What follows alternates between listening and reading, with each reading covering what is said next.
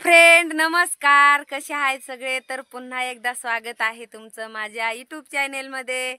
तर फ्रेंड, आज आहे नागपंचमी. तर सर्वांना नागपंचमीच्या हार्दिक हार्दिक शुभेच्छा माझ्या यूट्यूब फॅमिलीला सगळ्यांना.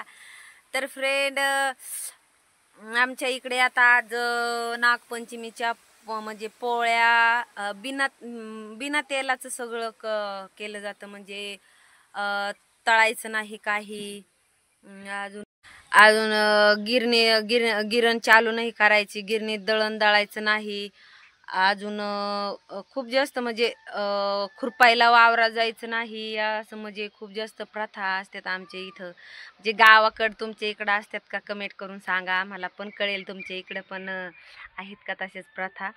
तर म्हणजे खूप आमच्या इकडं आज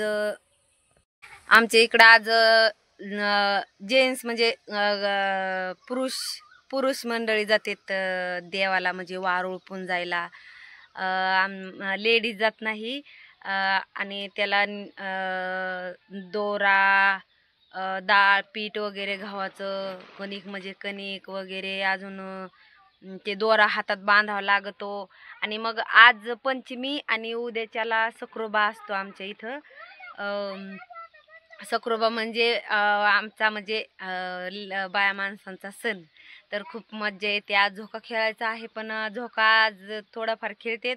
पण सक्रोबा खूपच छान असतं. सक्रोबा पाहायला गाणे म्हणजे गाणे म्हणतात बाया, आणि खूप जास्त मस्त आनंद, खूप जास्त नटलेल्या वगैरे लुगडे घालतात. कोणी साड्या, कोणी घागरे, कोणी काही म्हणजे असं मस्त लुक घेऊन येतात पोरी बाया, मस्त नटून खटून मस्त छाप.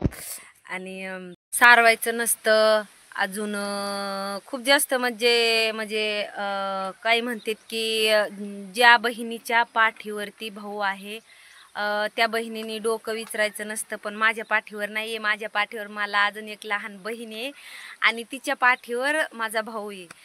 माझ्या पाठीवर नाही आहे. तर मी विचारिलं डोकं, ते विचारिलं, आणि एक रीलसुद्धा बनवली. आणि ती तुम्ही यूट्यूबला तर पाहिलीच असन.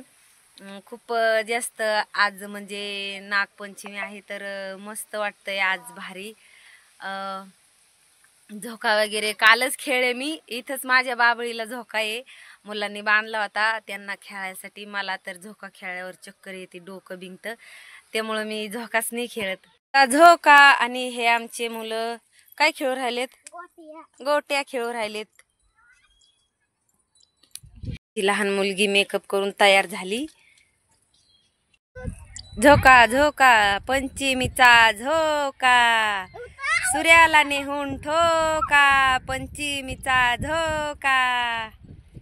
इकडं पण झोकेत पहा, तिथं किती गर्दी झाली मुलांची. मी तर आज स्वयंपाक केला, म्हणजे बाजरीच्या भाकरी आणि भाजी केली. तर आमच्या इकडे तळायचं म्हणजे बिना तेलाच्या पोळ्या केल्या जातात.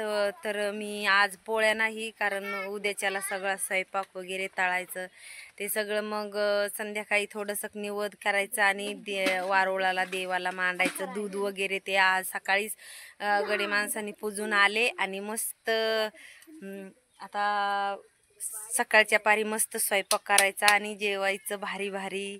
तुमच्या इकडे पण अशीच प्रथा आहे का? कमेंट करून नक्की मला सांगा, नक्की सांगा.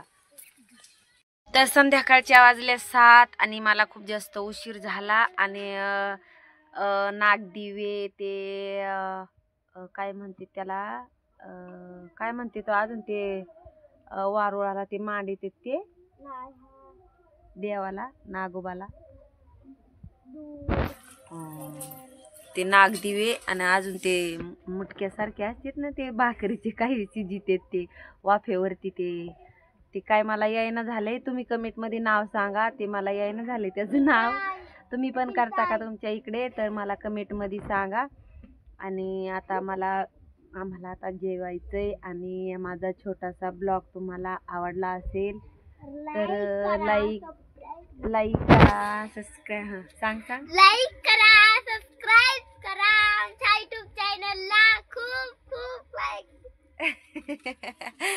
सपोर्ट करा, बेल आयकनला क्लिक करा आणि असेच नवनवीन व्हिडिओ पाहण्यासाठी आमच्या चॅनेलला सबस्क्राईब करा. म्हणजे तुम्हाला नवीन नवीन ब्लॉग रील्स माझ्या येत राहतील.